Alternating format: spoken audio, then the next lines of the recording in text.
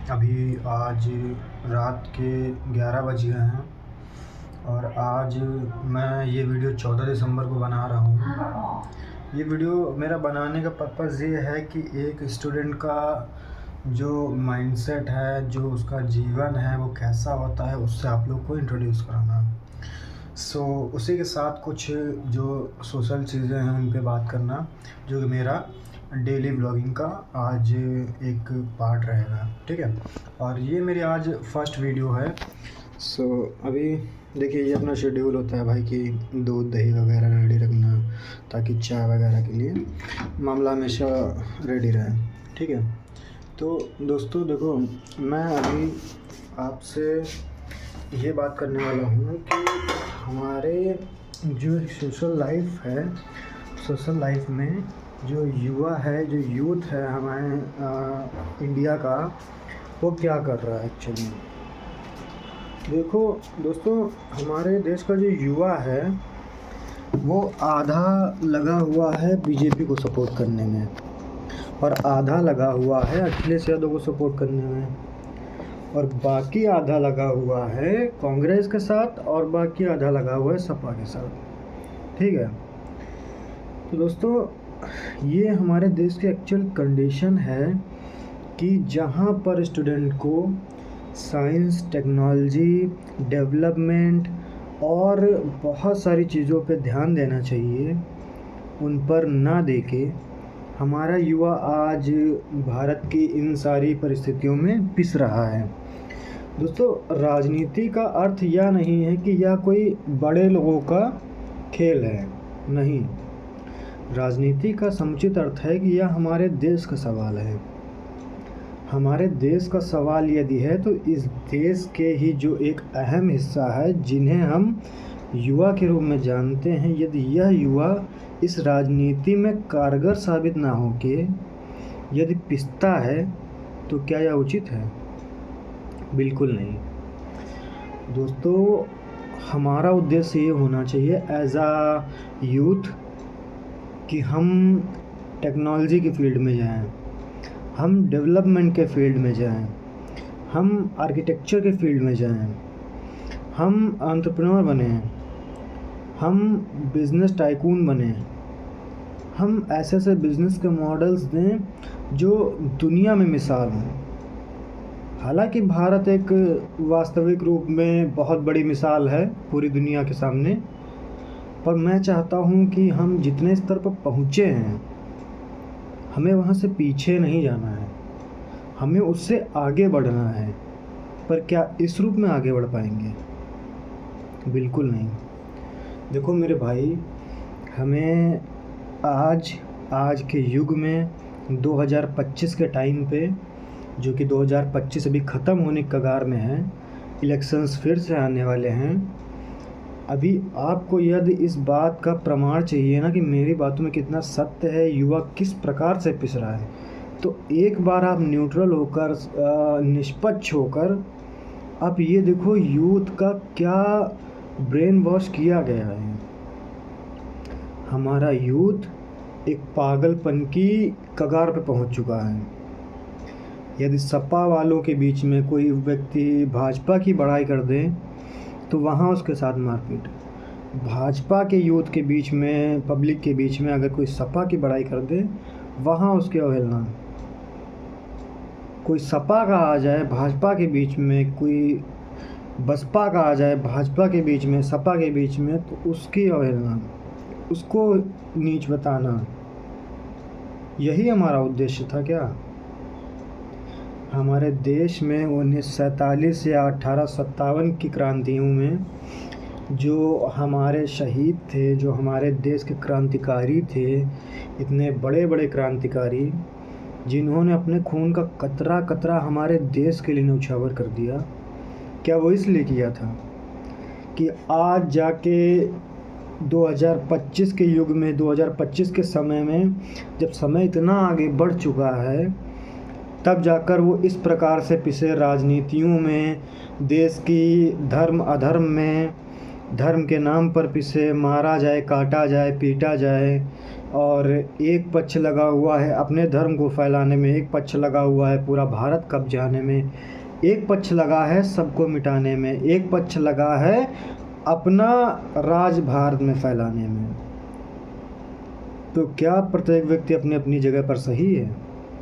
बिल्कुल सही है।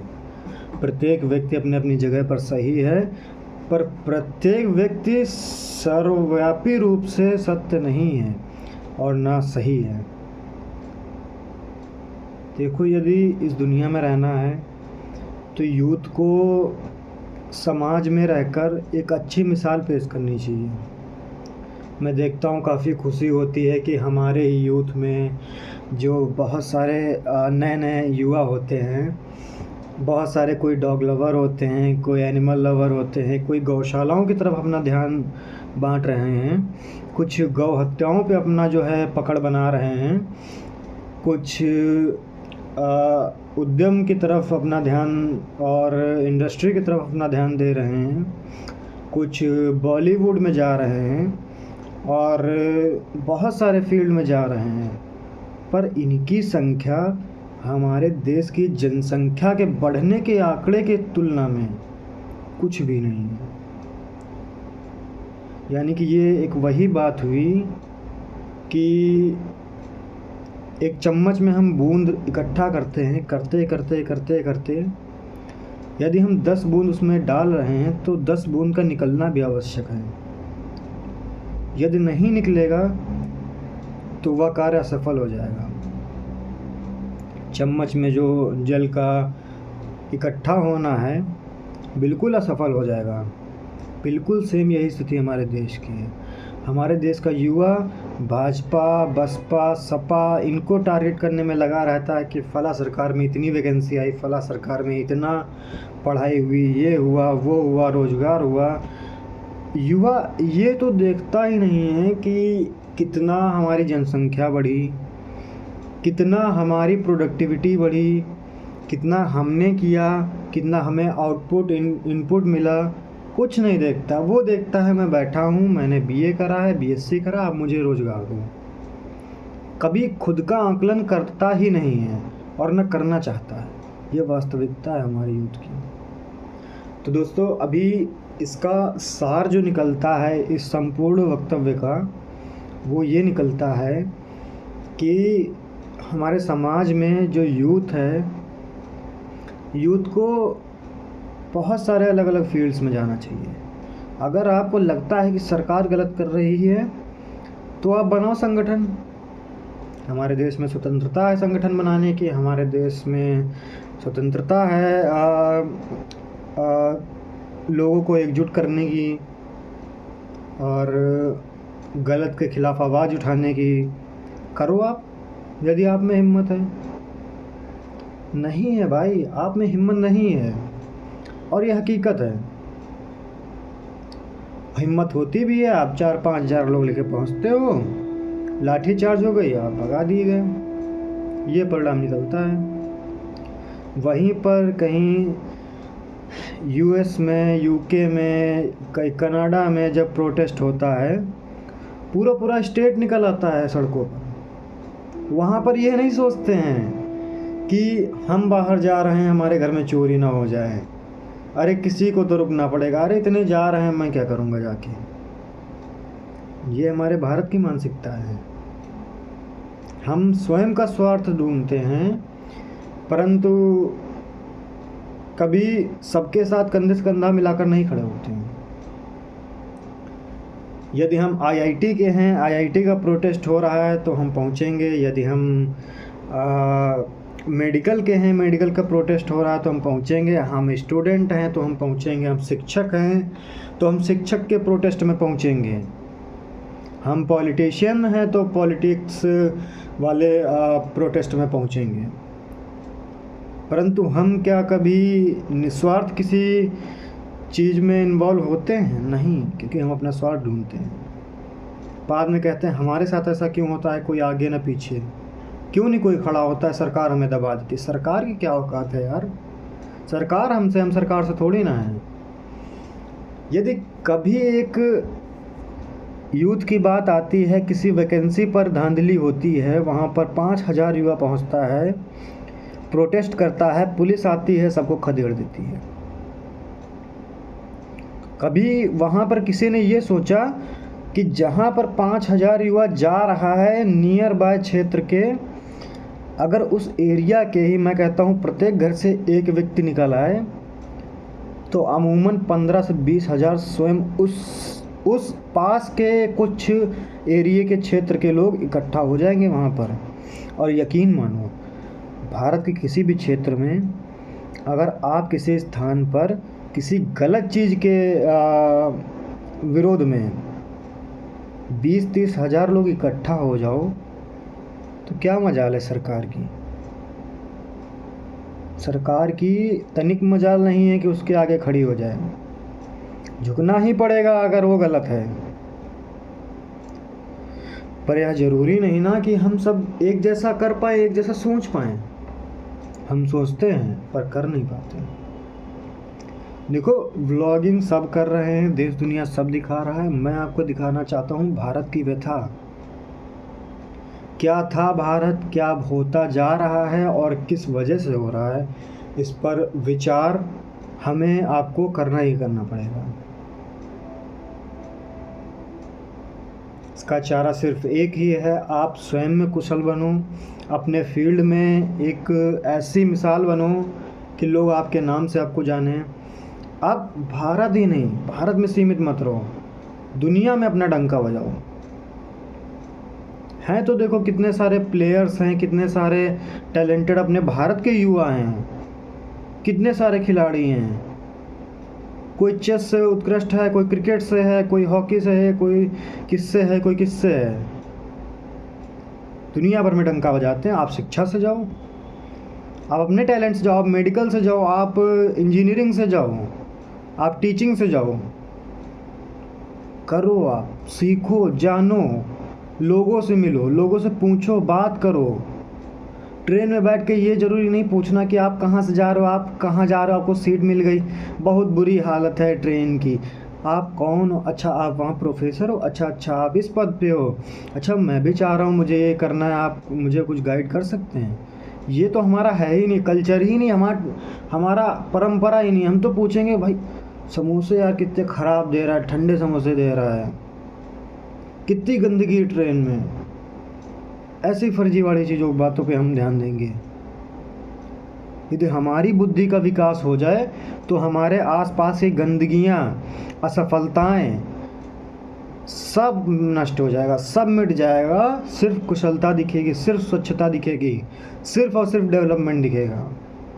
क्या आप लगे हो नदियों को साफ़ करने में, क्या आप लगे हो समुद्रों को साफ़ करने में, बीचेस को साफ़ करने में, देश को साफ़ करने में। आप अपनी बुद्धि साफ़ करो, पढ़ाई लिखाई करो, लोगों को इन्फ्लुएंस करो, अच्छी चीज़ों के लिए प्रेरित करो। रेयरली अगर आप पूरे इंस्टाग्राम, पूरे सोशल मीडिया पे आप अगर सर्च करोगे, ढूंढोगे, खोजोगे तो आप पाओगे मुश्किल से 1,000 आप लोग मिलेंगे जो इन मुद्दों पे बात कर रहे हैं, सोशली इन चीज़ों पे काम कर रहे हैं। काम करना तो छोड़ो, इन पर विचार कर रहे हैं 1,000 लोग मिलेंगे। काम करने वाले तो उसमें से मुश्किल से 100 हैं जो संस्थाओं को बना रहे हैं, लोगों को एकजुट कर रहे हैं और काम कर रहे हैं। 100 भी मिलना मुश्किल हो जाएगा, वास्तविकता है। सोचो, करोड़ों की आबादी में रहने वाले हम लोग 100 लोग निकल रहे हैं, ये शर्म की बात नहीं है। हमारे देश का युवा राजनीति में भाजपा, सपा, बसपा, कांग्रेस ये करना जानता है। ऊंच नीच, दलित, ठाकुर, बनिया, वैश्य, शूद्र करना जानता है। वैकेंसी निकली, धांधली हुई, वो हुआ, सिर्फ भौंकना जानता है। बस कुछ नहीं कर सकता, ना हिम्मत है, ना कर सकता है। ये वास्तविकता है हमारे भारत की। आपको यदि जानना है कि आप भारत के विकास में क्या कर सकते हो, आप इस दुनिया में क्या अपना रोल निभा सकते हो, आप कुछ मत करो, आप शांति से बैठो, स्वयं को कुछ समय दो, अपने फ़ोन, अपने सोशल मीडिया को कुछ किनारे रखो, स्वयं पर गहन अध्ययन करो और जानो मुझे क्या पसंद है। मुझे पौधों में रुचि है, मुझे पत्थरों में रुचि है, मुझे घूमने में रुचि है, मुझे लोगों को प्रेरित करने में रुचि है, मुझे पढ़ाने में रुचि है, मुझे तकनीक में रुचि है।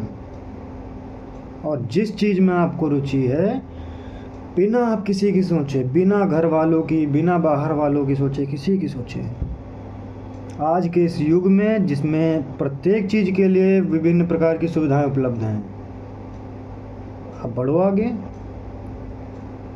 पर बढ़ने का नियम एक होना चाहिए कि आपको उस चीज़ के बारे में एकदम कंठस्थ होना चाहिए कि मुझे यह ही करना है, ये कंफर्म है।